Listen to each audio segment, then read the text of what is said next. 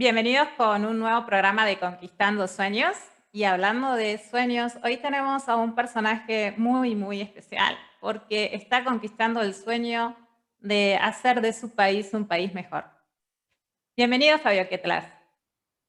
Bueno, buenos días. Un gusto estar acá. Lo mismo digo. Vamos a contarle a los oyentes que no te conocen, porque este programa se ve en varios países, ¿quién es Fabio Quetlas? Bueno, yo soy ahora un diputado nacional en Argentina.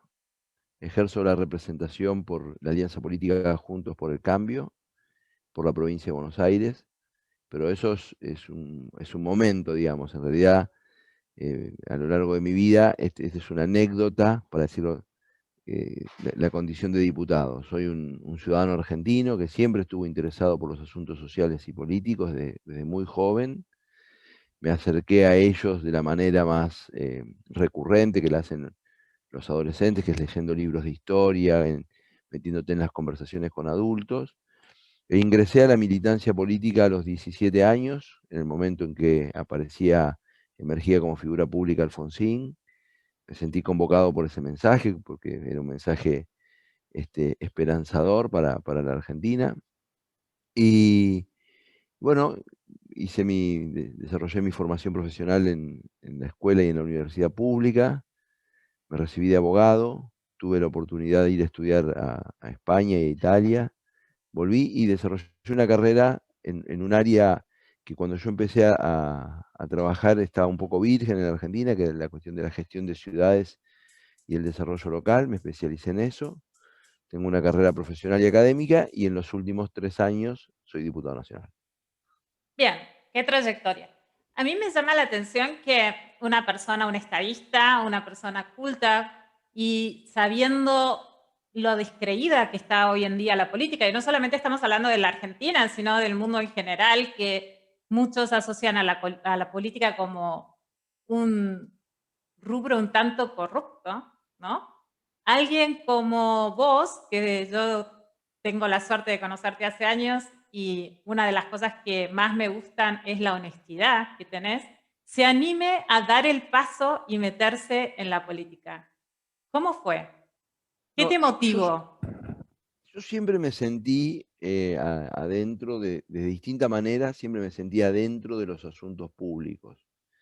Aún cuando trabajaba como consultor y asesoraba a gobiernos locales, etcétera, sentía que mi compromiso no era un compromiso estrictamente profesional, era un poco más, digamos, ¿no? O sea, no era que iba y hacía mi trabajo y me iba y terminaba ahí.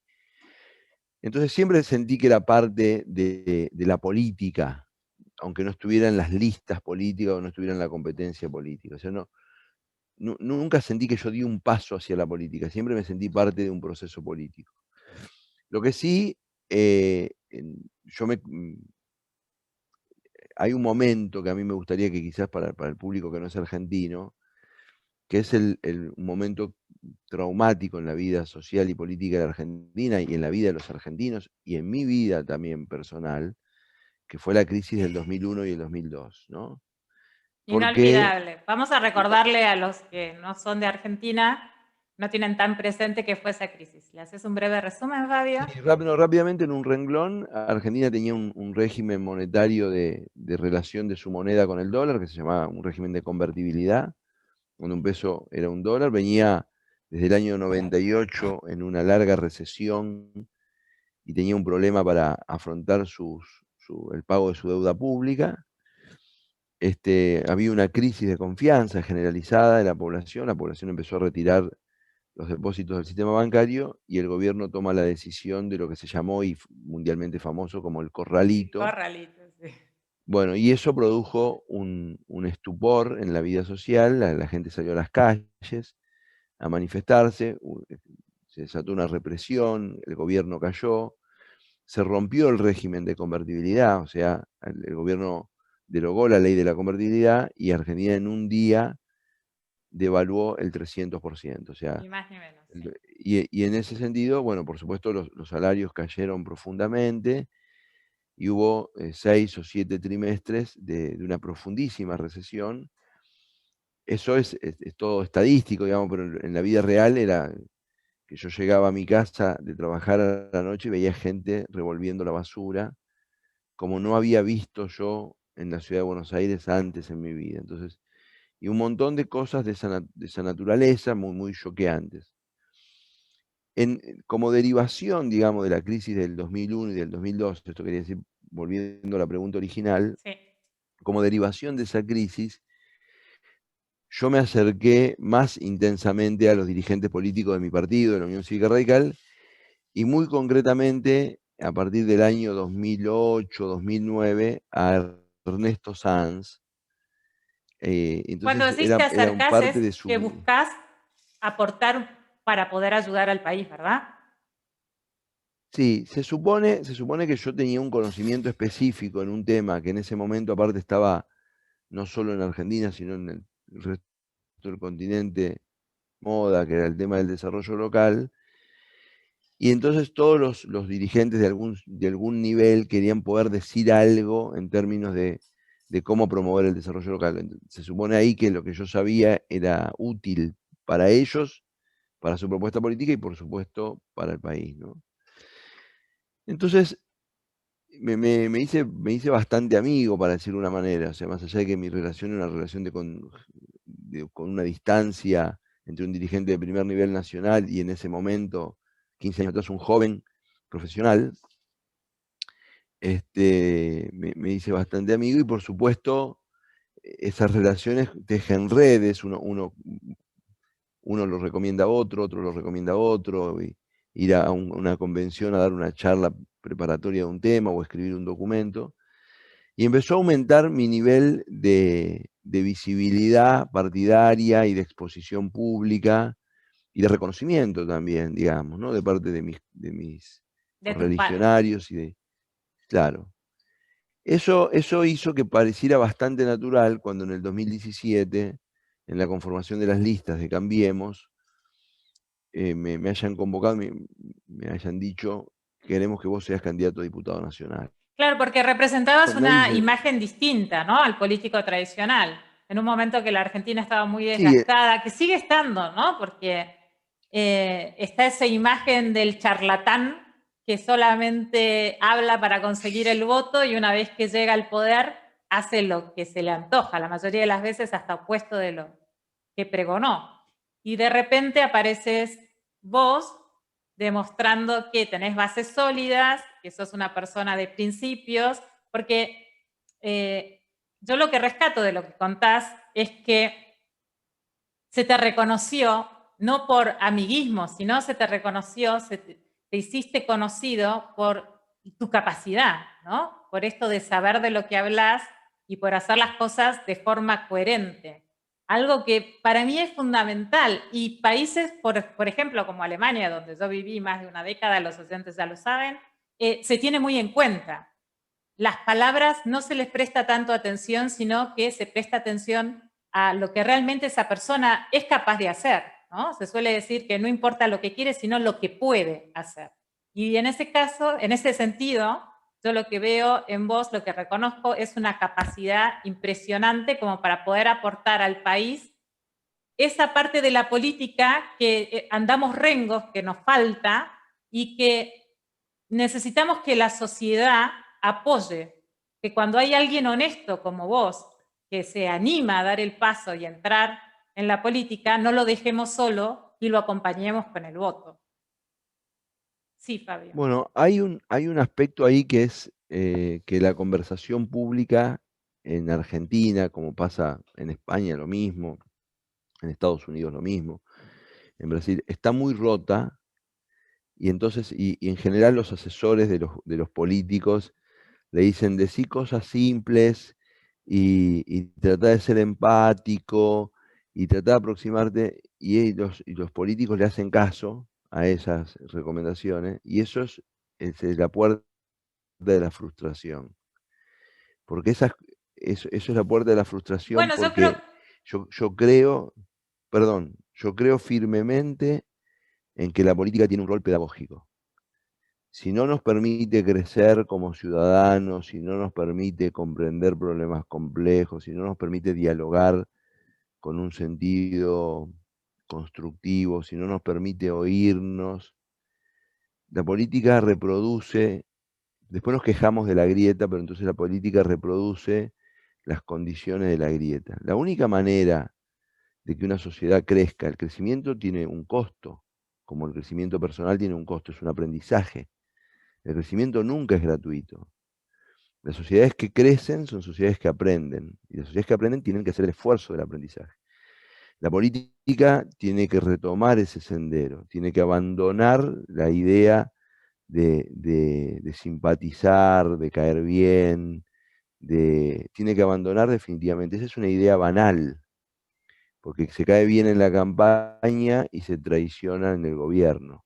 Entonces, si no queremos que nos traicionen en el gobierno, no hay que ser antipático, ni hay que alejarse, ni hay que mostrarse insensible, ni hay que ser, simplemente hay que ser auténtico. Ser auténtico es establecer un diálogo en otro tono que puede ser muy cálido, muy afectuoso, pero que necesariamente nos lleve a políticos, consultores, asesores y ciudadanos a crecer. Nuestros problemas no son problemas sencillos. No tenemos problemas porque somos poco simpáticos. No tenemos problemas porque no sonreímos. Nuestros problemas son complejos. Tenemos problemas de productividad, tenemos problemas de calidad educativa, tenemos problemas de infraestructura. No los vamos a arreglar sonriendo. Tampoco los vamos a arreglar si nos negamos una sonrisa. Los vamos a arreglar si los tomamos con profesionalismo. Así como existe un profesionalismo en los medios, en la comunicación, debe existir un profesionalismo en la política. Y los ciudadanos tienen que aprender a reconocerlo. Y si no lo reconocen, será lamentablemente a costo de ellos. No, a Porque costo de todos, ¿no? no, Porque así está el país. no, sí, pero sobre todo de ellos porque no serán, contrariamente a lo que le dicen los predicadores de ilusiones, no será ajeno a su responsabilidad el desastre. Qué buena Los frase, países que ¿no? van Los al predicadores de desastre, ilusiones. los países que van al desastre en términos democráticos, van al desastre con la anuencia de la población. O sea, todos los gobiernos democráticos desastrosos fueron gobiernos que gozaron del aval de la población. El problema de la democracia es que es un espejo. Sí. Y entonces es un espejo. A veces deforma un poco, no es un espejo perfecto tampoco, ¿no? Es un espejo que a veces deforma un poco. Nosotros precisamos en Argentina, nosotros precisamos en Argentina un clima de conversación pública al que no estamos encontrando. La visión para que las ideas puedan ser escuchadas. Todo el mundo piensa que es golpear la mesa. Yo soy eh, reacio a golpear la mesa. A mí me gustaría apelar a un corazón noble de los argentinos, apelar a ese corazón noble, a ese corazón de madres y padres que trabajaron para que sus hijos estudien, a ese corazón del productor que la pequeña rentabilidad que tuvo la reinvirtió porque consideraba que su campo, que su comercio, que su profesión la podía ejercer mejor, a ese servidor público que va a la mañana a la oficina en la que tiene que trabajar y trata de atender a los ciudadanos de la mejor manera, a ese juez que cada expediente piensa en que su decisión es importante, ese docente que sabe que su tarea es relevante, que está formando a los futuros ciudadanos y que aporta a su felicidad o a su infelicidad. Yo creo que hay muchos argentinos y argentinas que quieren vivir en un país mejor, muchos, muchísimos, y que solamente lo que precisamos, aparte de algunos saben que cambiar, etcétera, es encontrarnos en una cultura más colaborativa, una visión, a construir una visión de fango, que es un fango no solo de corrupción, que es un aspecto esencial de la vida pública argentina, también de mediocridad, no solo de corrupción, sino también de mediocridad. Entonces precisamos aspirar a más y saber que un mejor nivel de vida tiene el costo de que tenemos que hacer los esfuerzos por ser mejores cada uno. Sí, es muy importante lo que decís y yo creo que hay un fiel reflejo de la diferencia cuando el pueblo se involucra y es lo que acaba de pasar en Madrid, ¿no? Como a mayor participación de la ciudadanía se revirtió lo que era hasta ese momento una probabilidad que era que gane el partido opuesto al que finalmente ganó. Entonces, yo creo que en este momento lo que nosotros necesitamos, primero de todo, es que los buenos hagan un poquito más y que apoyen a personas como vos, independientemente del partido político que sea, ¿no? Yo estoy acá hablando de lo que es construir un país de manera seria, que es justamente no haciendo referencia, porque lo que nombraste al pasar es muy cierto, ¿no? Es como que hay una rivalidad, esa brecha se ha visto como muy oportuna para no dar explicaciones y entonces cuando la otra persona da algún vestigio de ser de un partido opuesto al mío, yo empiezo a atacarlo y ya ni siquiera lo escucho, ¿no? Y esto de no escuchar al otro impide que se construya. Entonces, a mí lo que me gusta mucho de tu perfil es que tenés una mirada inteligente de lo que es la política, que vas más allá de la brecha y que estás en esto para realmente que la Argentina esté mejor, ¿no? Tenés un sueño romántico de lo que es la política, a pesar de todos los desencantos que la mayoría de los habitantes Sí, conocemos. igual quiero decir una cosa, a esa idea de la visión y del sueño, pero yo tengo proyectos concretos, digamos, ¿no? También eso es, Eso porque hay quiero que una me parte que dice, mira, cuentes. Sí, no, este tipo, claro, contanos. Argentina tiene un montón de problemas, Argentina tiene un montón de problemas, pero me voy a centrar en uno, Ujú. que de alguna manera es la bandera con la que yo quiero hacer política, ¿no? Argentina se configuró territorialmente de una manera particular, o sea, nosotros somos un país muy extenso, con una gran megalópolis que es la ciudad de Buenos Aires, que para que los españoles puedan comparar, es más grande que la suma de Madrid y Barcelona juntos, que es un área metropolitana de 15 millones de habitantes, y enormes espacios vacíos, para decirlo de una manera, uso la palabra vacíos como una simplificación, porque nunca están vacíos, pero que no tienen la densidad de uso y de aprovechamiento que merecerían. Eso obedece a razones históricas, a, a un largo ciclo del país como potencia exportador y después a un proceso de industrialización sustitutiva, pero eso es técnico, digamos. Pero la verdad es que Argentina tiene que reconfigurar su territorio. Tiene que lograr que sus ciudades pequeñas y medianas logren un mayor dinamismo económico, tengan mejor calidad de vida, etcétera, y evitar que el área metropolitana de Buenos Aires, que hoy en la región metropolitana viven 15 millones de habitantes, que en el 2040 vivan 14 millones de habitantes y no 20, Claro, porque eso además digamos, es ¿no? Que nosotros podamos inviable, ¿no? O sea, no tenemos la infraestructura además para soportar tiene, eso, ¿no? En redes tiene cloacales, en enormes, electricidad. más allá, aunque las pongamos, una ciudad por encima de este estándar se transforma en un espacio de muy difícil gobernabilidad y de hecho es una ciudad cada vez más segregada socialmente y por lo tanto potencialmente más violenta.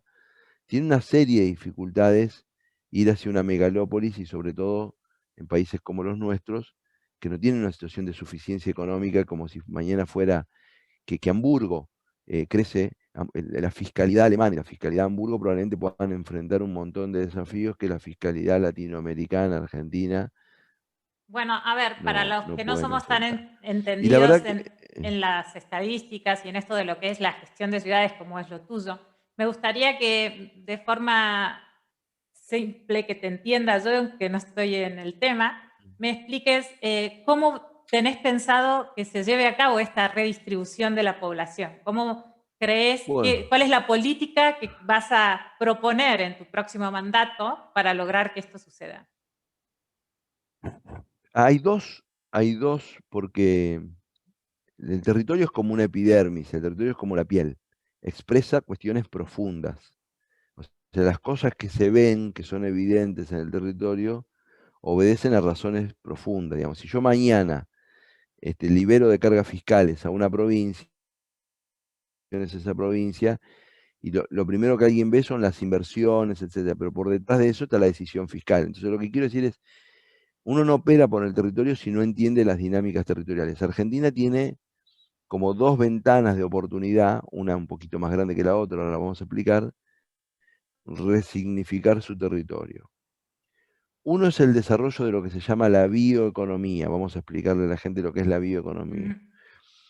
La bioeconomía es el aprovechamiento, en términos económicos, de la biomasa, de todos los productos que producen los entornos ecológicos. Cada vez más el mundo, cada vez más circular, o sea, una economía que no tiene, que tiende a no tener residuos, digamos, donde todo se aprovecha.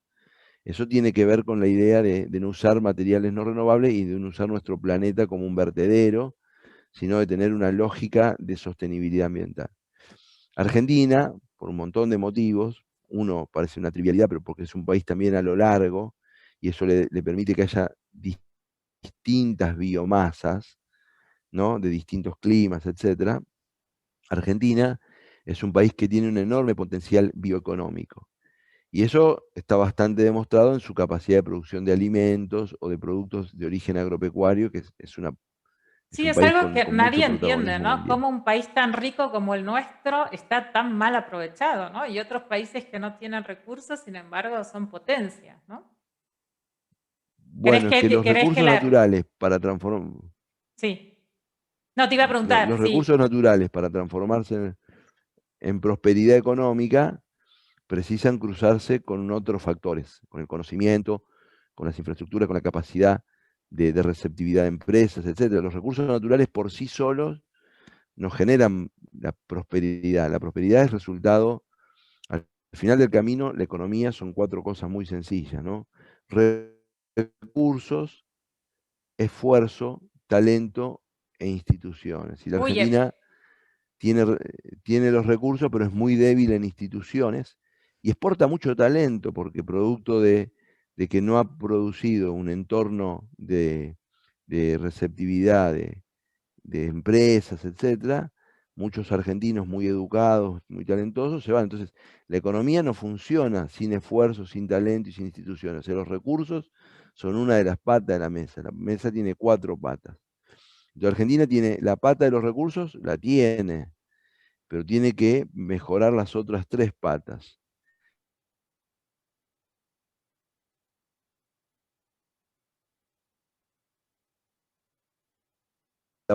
Un entorno institucional, a nuestros abuelos, que aquí se respetaba el ahorro, la escuela pública era de calidad y la gente venía perseguida o hambreada de la Europa de entreguerras o del Medio Oriente, etcétera, a este país que era el horizonte de los perseguidos y el sueño de los emprendedores. Y fuimos un país maravilloso que construyó muy tempranamente una clase media, etcétera, y que logró la masividad un años antes que Europa. Y bueno, eso, teníamos mucho talento y ese talento se quedaba en el país. Nosotros reproducir ese fenómeno hoy no lo podemos hacer como se hizo en 1890 o en 1900 porque el mundo cambió, porque existe Internet, porque emergió China, etcétera. Pero la idea de que el país tiene que volver a ser el destino de las personas que quieran prosperar, porque acá se va a respetar su trabajo, sus inversiones, la convivencia va a ser de calidad, etcétera, es una idea que debería marcarnos a fondo. Yo, por ejemplo, me pongo muy contento, pero me pongo muy feliz cuando veo en el medio del desastre humanitario que es Venezuela, cuando veo que los chicos venezolanos vienen a la Argentina y les va bien, abren un negocio, prosperan, o los chicos colombianos vienen un poco el sueño argentino. Vos sabés que nosotros tenemos una constitución prácticamente, originalmente en el 53, 1853, que prácticamente la copiamos de Estados Unidos, en el 90% de nuestra constitución. Pero en nuestro preámbulo, que es muy parecido al de los Estados Unidos, los hombres del mundo. Y en el preámbulo de la Constitución de Estados Unidos, esa parte no está. O sea, eso fue agregado a propósito. Entonces, ese agregado, que yo creo que es la marca en el origen de este país maravilloso, que es Argentina, este país tan lindo, tan encantador, que tenemos que recuperar ese sueño, el sueño sarmientino de una educación donde en el patio de la escuela se encuentre el hijo de la persona más humilde y de la persona más acomodada y convivan y compartan y aprendan y sean estimulados para ser hombres y mujeres de bien. Nosotros tenemos que recuperar ese sentido existencial. La política carece de sentido si es un reparto de cargos. Nosotros, ese sueño de un país innovador, emprendedor, de un país abierto, tolerante, dialogal, tiene que movernos, tiene que ser nuestra fuente de energía para, para ocuparnos de los enormes problemas técnicos, que la inflación, el déficit fiscal, la formación de recursos humanos, que tenemos que ocuparnos. Entonces, pero sin una visión, los problemas técnicos nos van a abrumar, van a ser nuestra tarea cotidiana para ser resueltos. Ese sentimiento patriótico tan romántico del que estás haciendo referencia, que nos encantaría que todos los políticos realmente lo tuvieran, creo que también es necesario que lo tengan los votantes, ¿no? Hay muchos que a veces los escucho decir que no, que es mejor votar en blanco, pero en realidad están desaprovechando una oportunidad que además costó mucho a la Argentina, a la democracia, volver a tener el derecho al voto.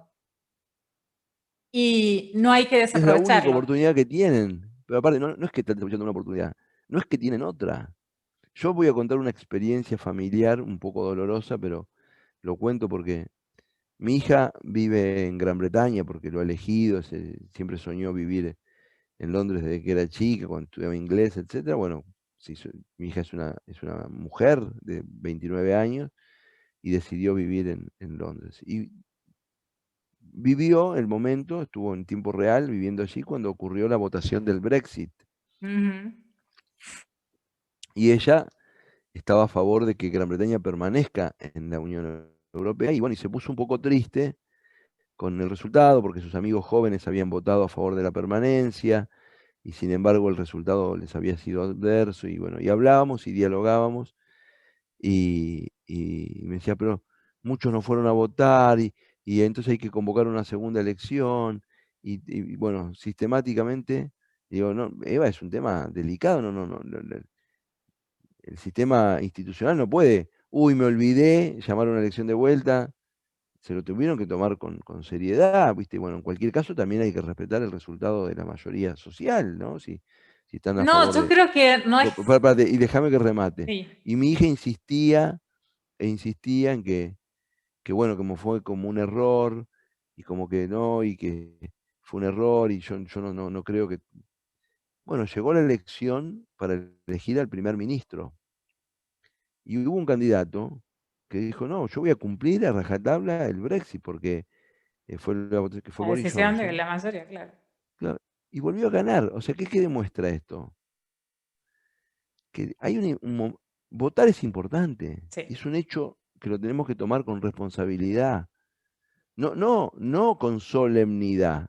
Podemos reírnos, podemos ir a votar cantando. Yo soy muy fan del folclore político, pero es un hecho que lo tenemos que tomar con responsabilidad, porque estamos eligiendo a quién nos van a gobernar. Y quiero decir una cosa que generalmente la ciudadanía omite o olvida. Votar es la forma pacífica de deshacernos de nuestros gobiernos o de ratificarlos. Antes era una revolución, era colgarlo de la guillotina, etc. Nosotros, la sociedad occidental, sobre todo, descubrió una forma pacífica de cambiar los gobiernos, que es votar. Claro, es la herramienta Defendamos, que tiene el ser humano para poder, el ciudadano para decir, bueno, realmente puse mi granito de arena para intentar que vaya en la dirección que creo que es la correcta para tener un país mejor. Pero si nosotros, sí, volviendo al caso de Madrid que vos señalaste antes, que más allá del resultado, que fue el estruendo del retiro de la política de Pablo Iglesias, es evidente que un montón de madrileños tenían ganas de que ocurra y se lo hicieron saber.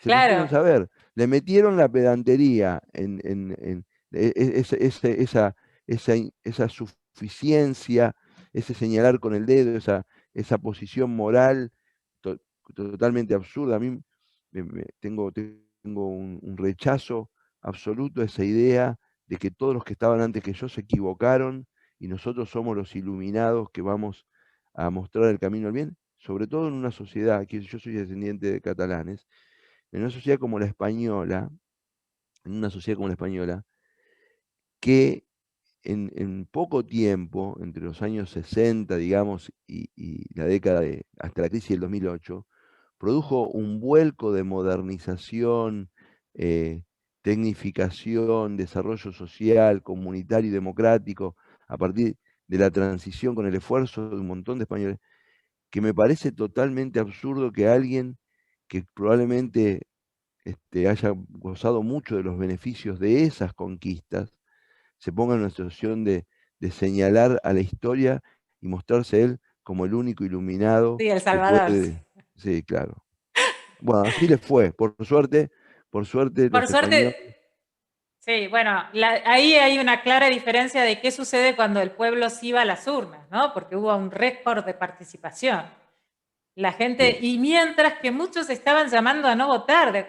Yo recuerdo incluso hasta ensarzarme con un par sobre ese tema, ¿no? Como, ¿cómo pueden desaprovechar una oportunidad así? ¿No? Como ciudadano uno tiene que dar a conocer lo que desea y elegir, porque luego si no, no te quejes, ¿no? O sea, si tenés la oportunidad de cambiar las cosas y no lo haces.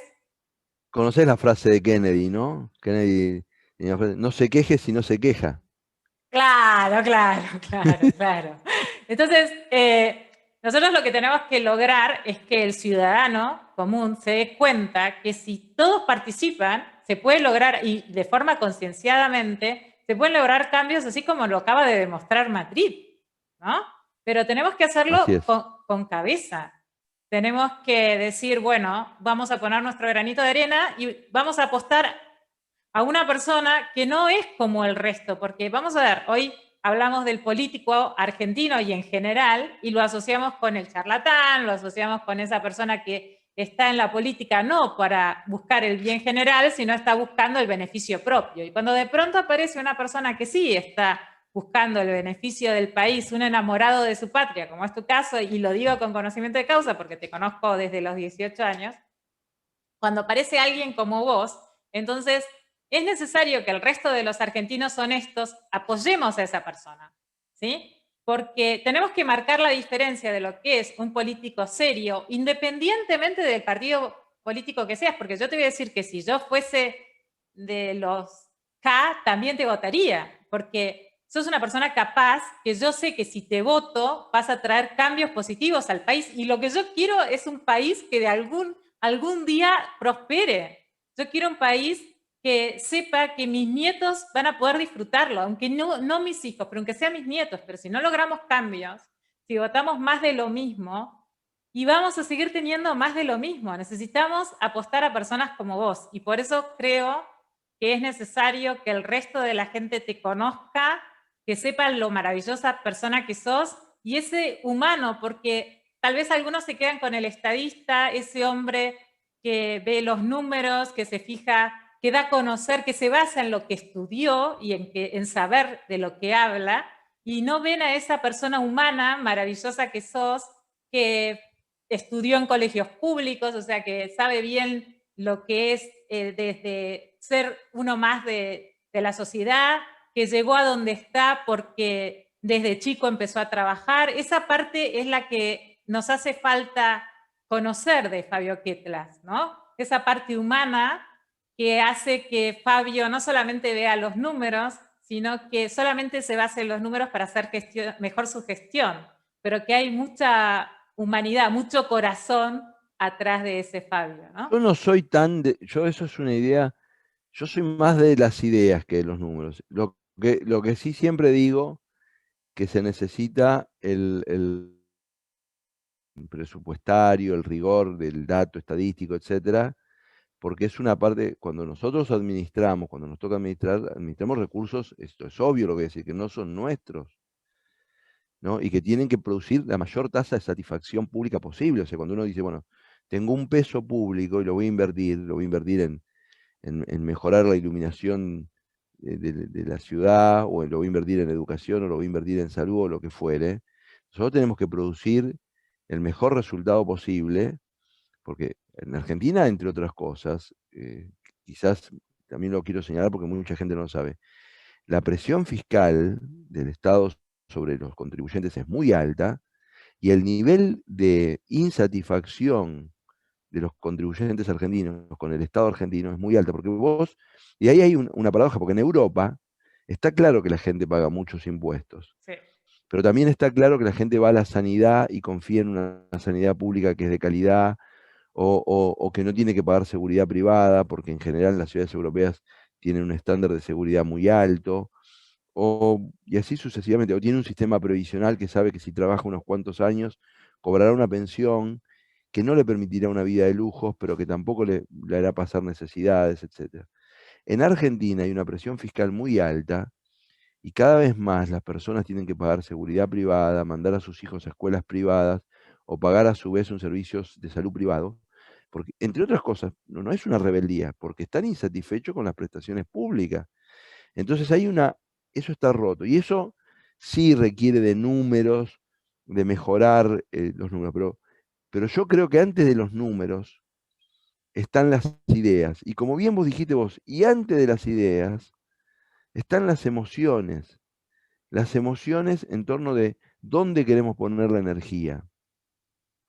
Yo insisto mucho en la ciénaga, porque nosotros estamos como en un fango donde nos tiramos acusaciones. Yo te estaba diciendo recién, vos me preguntaste sobre mi proyecto y yo te dije la bioeconomía. Una pregunta sería, alguien me podría preguntar, ¿y por qué la bioeconomía? Bueno, porque tenemos empresas que en otras áreas no tenemos.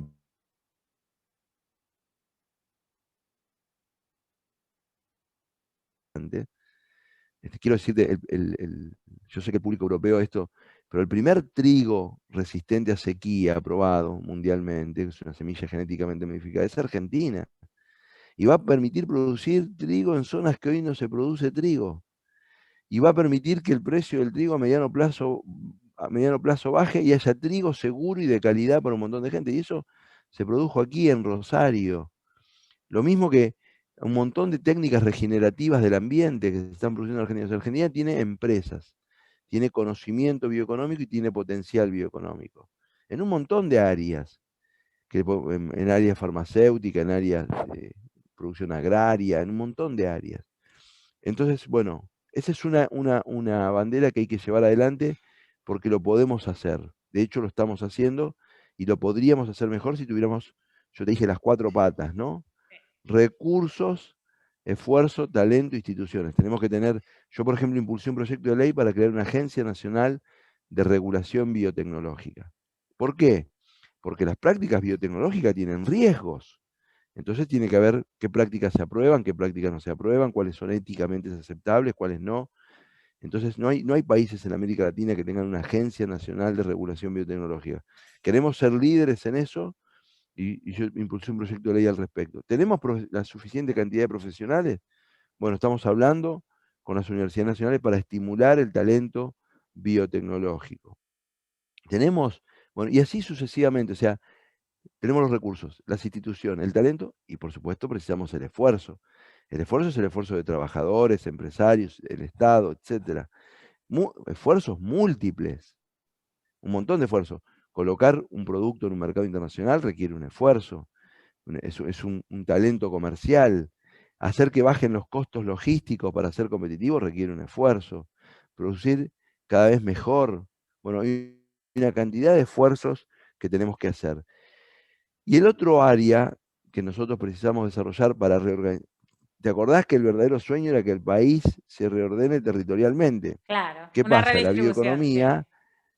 La bioeconomía le da muchas oportunidades a las ciudades pequeñas y medianas del interior, porque voy a darte un ejemplo. Hay una empresa que se está instalando en Tandil para producir paneles de construcción, hecho con residuo de trigo. Son paneles ignúfugos y atérmicos, ¿no? Que reemplazan los paneles como el Durlock, que son industriales, digamos, ¿no? Estos son naturales.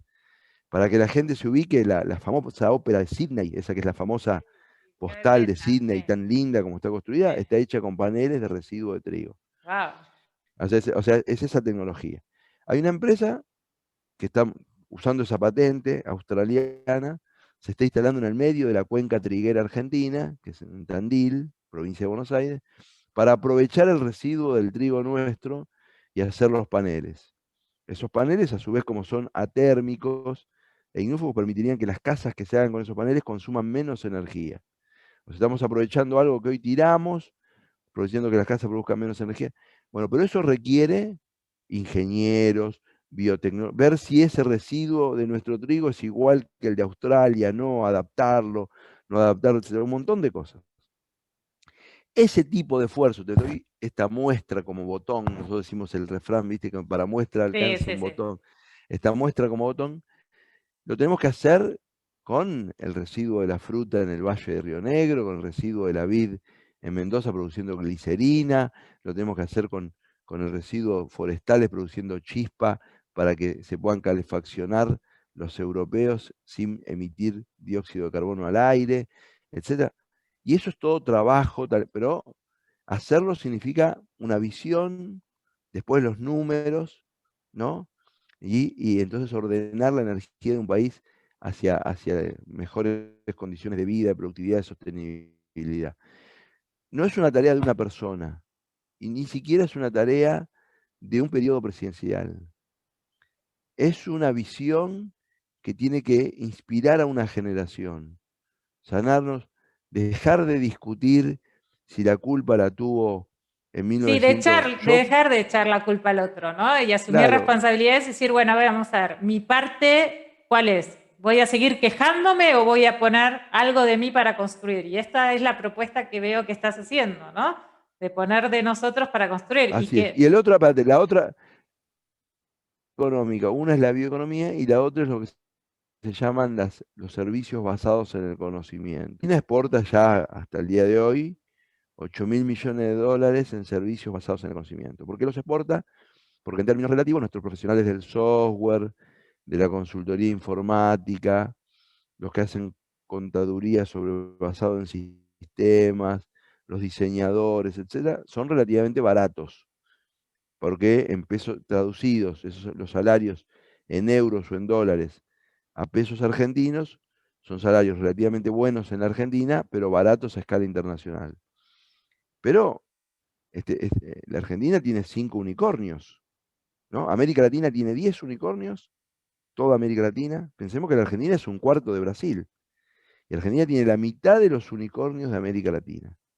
¿Por qué pasó eso? Y pasó porque teníamos universidad pública gratuita de calidad y entonces un montón de jóvenes talentosos crearon sus empresas y por suerte les ha ido bien, han conseguido capitales en el exterior porque la Argentina tiene enorme y contra vientos que yo estoy contento que Argentina tenga 5 unicornios. ¿No? Me encantaría que tenga 10 unicornios. Son empresas donde trabajan argentinos, donde se muestra el talento de los argentinos. Después veremos con el sistema fiscal de hacer justa la redistribución de la riqueza, adecuada, pertinente. Pero a mí cuando me dicen Mercado Libre es la empresa de América Latina que más mejoró su cotización en la pandemia, porque viene a ser una especie de Amazon sí, argentino, ¿no? sí, Para ya los lo que no sé. saben, y lidera el e-commerce, las compras electrónicas desde México hasta Argentina. Es una empresa argentina y a mí me pone contento que un grupo de empresarios argentinos haya podido construir esa empresa y lo mismo me pasa con Bioceres en la bioeconomía o lo mismo me pasa con Despegar.com, que es un unicornio argentino que vende vuelos, etcétera. Lo que quiero decir es, evidentemente, si tenés 5 unicornios sobre 10 en una economía emergente, es porque el talento lo tenés. Tenés que crear el marco institucional para retener. Mire, el caso de Mercado Libre es un caso paradigmático, porque su dueño, que se llama Marcos Galperín, asediado por un montón de circunstancias políticas y mediáticas, decidió irse a vivir a Uruguay. Para nosotros, para mí es un fracaso, es un fracaso de nuestra convivencia. Es triste que una persona, para poder no estar asediado mediáticamente, se llame Marcos Galperín O o se como se llame mi llame, claro. vecino, ¿no? Claro, no me importa. Lo pongo como ejemplo de él porque es famoso. Entonces, Tenemos que recuperar la convivencialidad, tenemos que recuperar el sentido constructivo para la política y saber que eso, el mar, para hacer eso, Argentina también lo tiene, que es la Constitución Nacional, el respeto a la Constitución Nacional, ¿no? Porque si tenemos alguna duda, si hay una parte de la Constitución que no nos gusta, sabemos que precisamos 2/3, porque por suerte los constituyentes tuvieron la sabiduría de que para cambiar ese instrumento se precisa una mayoría calificada. O sea, no es que se me ocurre una noche cambiar ese instrumento y lo... No, tenemos que pensarlo porque es la piedra fundamental de nuestro ordenamiento jurídico y entonces precisamos una mayoría calificada. Yo soy de los que creen que esta constitución permite prácticamente llevar adelante casi cualquier política porque es muy amplia, es muy generosa y tenemos que respetarla, ¿no? Divide el poder, entonces hay un poder como el Poder Judicial que es contramayoritario, hay que aceptar sus decisiones, hay un control parlamentario de las acciones del Poder Ejecutivo, etcétera. Argentina se encamina a una elección importante de medio término en el 2021. ¿Por qué es muy importante? Porque el kirchnerismo, que basó su campaña electoral en la idea de que vamos a volver mejores, lo único que hizo en el gobierno en estos años es ratificar sus aristas, se muestra tal cual es como fuerza política.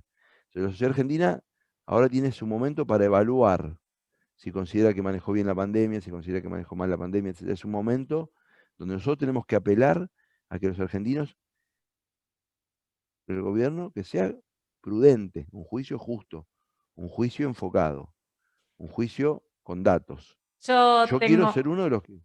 yo tengo Sí. muchos conocidos acá y la verdad que son muy inteligentes, han votado deseando lo mejor para el país y ahora a mí me gustaría que vayan un paso más, ¿no? Y sean realistas y no se queden con esto de la grieta que comentamos antes y que piensen ya que, bueno, que si no funcionó, tal vez es el momento para probar otras opciones, ¿no? Para decir, bueno, no vamos a hacer más de lo mismo para tener el mismo resultado y buscar otro perfil, un perfil de alguien como vos, que demuestra con hechos que realmente está preparado y que estás motivado por un país mejor, ¿no? O sea, esto de que tengas como bandera la honestidad y que yo doy fe de eso, no es poco, ¿no? Es algo que realmente te diferencia del resto de los políticos que tienen la fama que tienen y bien ganada, ¿no? Entonces, yo invito a todos No, aquellos, yo no coincido con eso, Clara. ¿no? Espérate, yo no coincido. A Yo ver, creo que hay contame. muchos colegas, no. Yo creo que en todas las fuerzas políticas, honestos y bien intencionados, por supuesto que hay de todo en todos lados, y que si la Argentina está así de mal, Por es porque algo ha es, habido ¿no? políticos de pésimo nivel, ¿no? O sea, claro, pero lo que quiero decir es, no me parece que la política sea un esterquiolero, como dicen en España. No me parece. Yo creo que la política argentina es...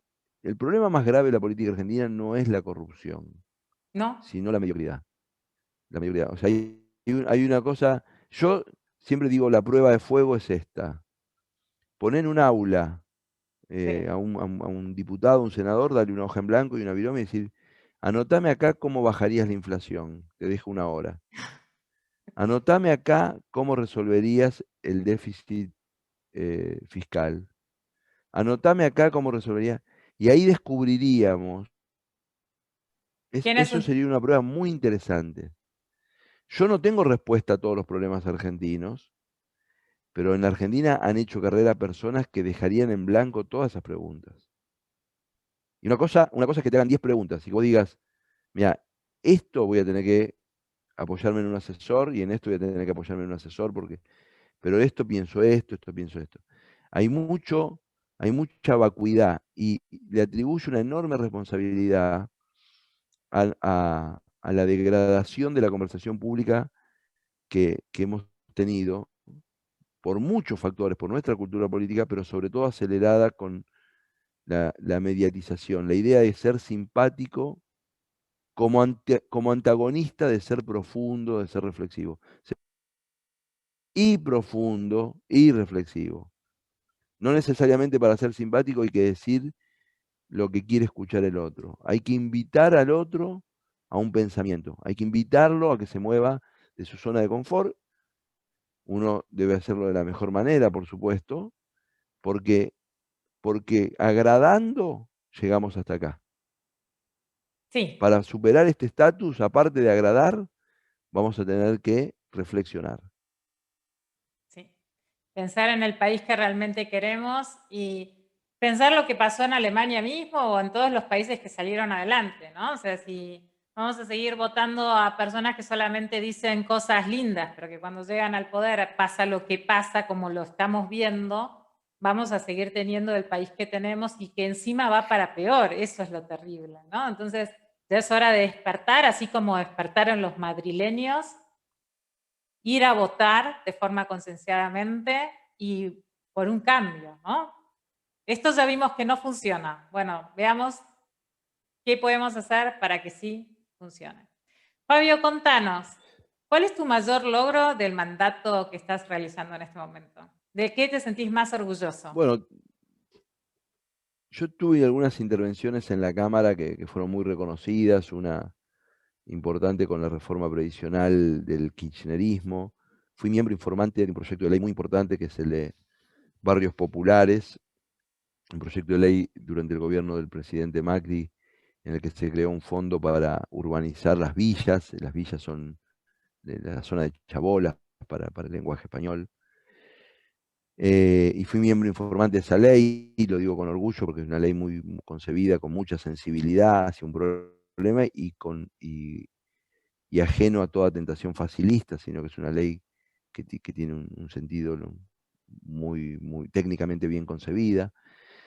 Em, Después, bueno, voté las dos veces en el intento fallido y en el intento realizado por el aborto, voté a favor y si bien no ocupé un lugar protagonista por razones obvias de ese protagonismo lo tomaban las mujeres, sí tengo la sensación de que en mi discurso, desde una perspectiva, digamos, liberal del derecho de las mujeres a disponer de su cuerpo, fue un discurso muy bien tomado. Eh, Son como los hitos de mi paso por la Cámara.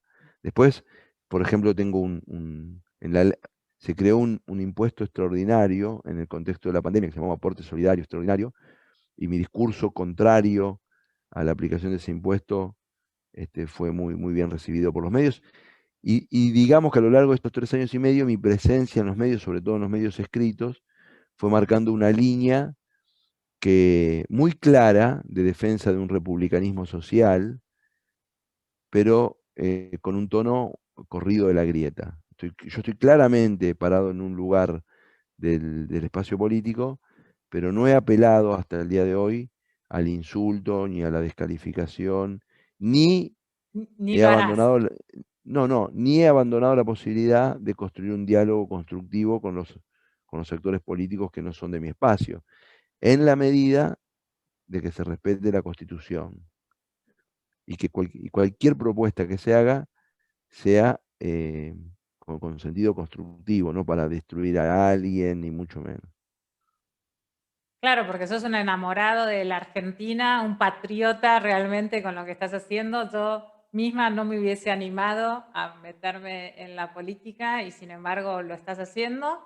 Hay que mojarse, como se dice acá en España, y te admiro. La verdad que cuando me diste la noticia que te metías como diputado, me alegró. Creo que es necesario que más Fabio Ketla se metan en la política y por sobre todo que la sociedad los apoye, ¿no? Tenemos que lograr un cambio de los políticos y vamos a ver que a corto plazo, mediano plazo y largo plazo la Argentina también va a cambiar. Y si no, miren acá para Europa, que cuando se hicieron cambios se notaron, ¿no? Apostemos a un país mejor. Me gustaría que le digas a los votantes por qué te gustaría tener un nuevo mandato. ¿Cuál es tu sueño? No, a mí me parece que un nuevo mandato legislativo, bueno, mi sueño es que, por ejemplo, voy a contar 3 o 4 proyectos, que la Agencia Nacional de Regulación Biotecnológica, que es mi proyecto, sea ley y se cree. Estoy introduciendo la semana que viene un programa de promoción de las exportaciones conocimiento intensivo. También quiero que Argentina tenga un programa oficial para aumentar el nivel de sus exportaciones de servicios basados en el conocimiento, porque quiero que los jóvenes argentinos se incorporen a tareas de más productividad. O sea, para 25, 30 años, desarrollarse y tener una cierta prosperidad, van a tener que hacer trabajos más calificados. Pero si hay menos calificados, no lo van a poder lograr y a mí me gustaría trabajar para eso. También en Argentina hay mucho por hacer en dos o tres materias emergentes de la vida política que yo siempre soy de los que creen que toda exageración es una impostura, o sea, nunca tomo las banderas de manera exagerada, pero Argentina precisa tener un programa ambiental que, que nos permita ser esa potencia bioeconómica que yo sueño que Argentina sea, de su capacidad ambiental, digamos, Y que se traduce y también precisa en tener mayor trabajo, ¿no? En más fuentes de trabajo. más trabajo. Y un gran tema es el tema que se lo dejo a mis colegas mujeres porque lo manejan mejor, saben más, y, y- pero es el tema que la Argentina es una sociedad todavía machista y hay muchos aspectos de la vida social, cívica y económica no paritarios. Y eso es una indignidad que no podemos tolerar, no le podemos transferir a las generaciones futuras esa circunstancia. Tenemos que desarmar todos los resabios legales que hacen que las mujeres ganen menos que los hombres o tengan más dificultad de acceso, etcétera.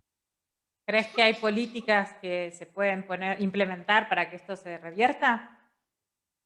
Sí, bueno, de largo plazo, digamos, se están haciendo cosas. Le- Vos pensás que en el 83, cuando ingresamos a la democracia, las mujeres no podían disponer de sus hijos. La patria potestad era masculina en Argentina. Qué horror. O sea que claro, lo que se ha avanzado en estos 40 años es muchísimo, ¿no? La ley de cupo en el acceso a los cargos públicos, etcétera. Pero también hay techo de cristal en relación a un montón de áreas de la vida social y económica donde mujeres trabajadoras, talentosas, no acceden porque hay techo de cristal, digamos, ¿no? En una sociedad donde cada vez hay más hogares monoparentales, más mujeres inclusive solteras, madres, ¿hay alguna política que las tiene en cuenta? ¿Qué pensás sobre eso? ¿Te sensibiliza de alguna forma?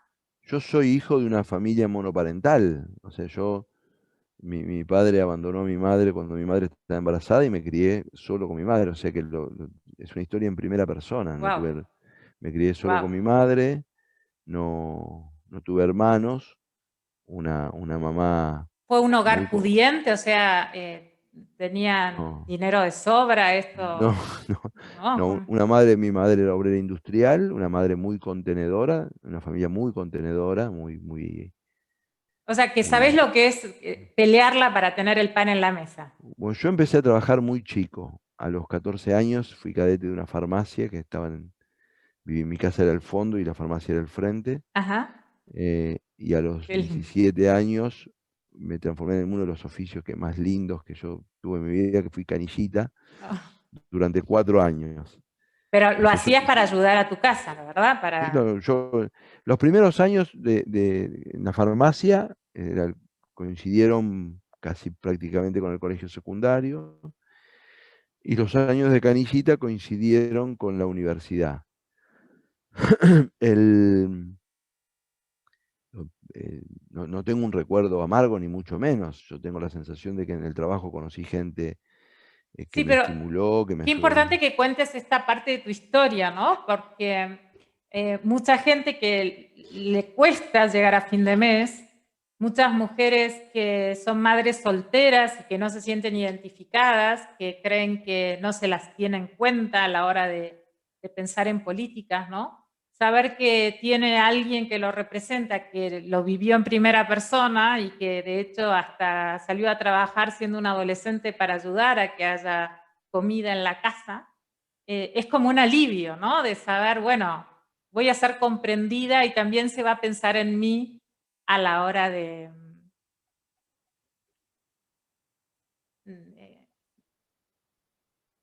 de tomar una política, ¿no? Una decisión. Sí, yo como político siempre cuando tengo que tomar una decisión, siempre pienso en los afectados. Nunca no pienso, digamos, ¿no? Siempre pienso en que efectivamente hay un otro del otro lado de la decisión. O sea, esa sensibilidad no la he perdido nunca, ¿no? Y siempre pienso que el rigor técnico y la sensibilidad tienen que ir de la mano. Nunca pienso que son dos cosas disociadas. Es que queremos ser mejor técnicamente porque queremos atender mejor a las personas afectadas por nuestras decisiones. Yo te agradezco, Fabio Quetlas, esta entrevista, que nos hayas dejado ver a un Fabio Quetlas que muy pocos conocen, que es ese Fabio Quetlas ser humano, más allá del político, la persona que vivió lo que es lucharlo y desde abajo, desde ir a un colegio público, trabajar de canillita o de cadete en una farmacia, ayudar a su mamá para llegar a fin de mes y estar hoy acá creyendo en que se puede luchar por un país mejor, poniendo lo mejor que tenés, que son todos tus conocimientos, porque además te has dedicado a ser un estudioso de cada tema que has tratado, has vivido inclusive en Europa, ¿no? Para estudiar y especializarte. Y yo personalmente te agradezco que estés ahora dedicado a la política. Invito a todos a confiar en su gestión. Yo confío en él y espero que tengas mucho éxito en las próximas elecciones, Fabio. Un placer haberte tenido Bueno, con muchas nosotros. gracias. Gracias a vos y gracias a los oyentes. Les mando un fuerte y un cálido abrazo. Y sé que esto llega a un montón de países, así que Sí, a bueno, 11 países. también me siento tan bien con la idea de que un mensaje pueda recorrer el mundo y quizá pueda estimular a otro a involucrarse en la vida pública. Un Muchas gusto. gracias, Fabio. Nos vemos. Adiós. Éxitos.